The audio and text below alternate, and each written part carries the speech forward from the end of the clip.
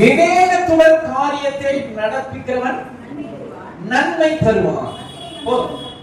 விவேகத்துடன் காரியத்தை நடத்துகிறவன்.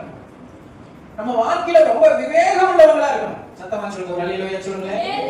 விவேகமா இருக்கணும். சரி, இப்ப விவேகம்னா என்ன அப்படின்னு நம்ம அப்புறம் யோசிப்போம், சரியா? ஆனா இது மாத்திரமே இல்ல, அடுத்த வசனம் 21 வாசிங்க.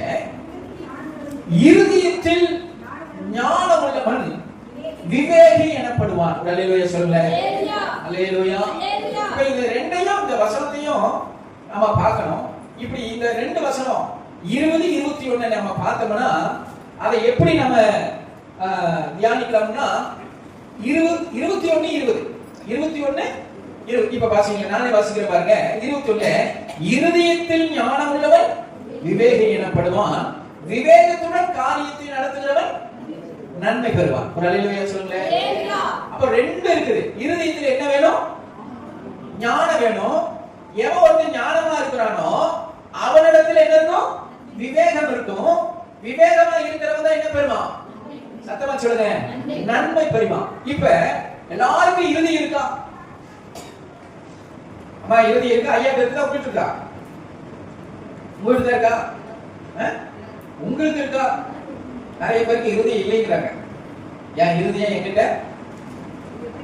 அதான் அம்மா புரியல. சரி, நிறைய பேர் என் இருதயம் என்கிட்ட இல்லைங்கிறாங்க. இருதயம் எல்லாருக்கும் இருக்கிறது. இருதயம் எல்லாருக்கும் இருக்கிறது. ஆனா இருதயத்துல ஞானம் இருக்கா?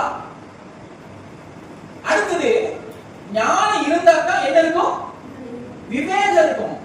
விவேகம் இருந்தாதான் வாழ்க்கையில் என்னத்தை பெற முடியும்? நன்மையை பெற்றுக் கொள்ள முடியும். அல்லேலூயா சொல்லுங்க, சத்தமா சொல்லுங்க, அல்லேலூயா, அல்லேலூயா.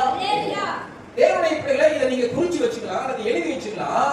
நன்மையை பெற வேண்டும் என்றால் இருதயத்தில் ஞானம் இருக்க வேண்டும். ஞானம் இருந்தால் தான் விவேகம் இருக்கும். விவேகம் இருந்தால் தான் வாழ்க்கையில நிறைய நன்மைகளை பெற்றுக்கொள்ள முடியும். அல்லேலூயா. சொல்றது விவேகத்துடன் காரியத்தை நடப்பிக்கிறவன் என்ன பெறுவான்?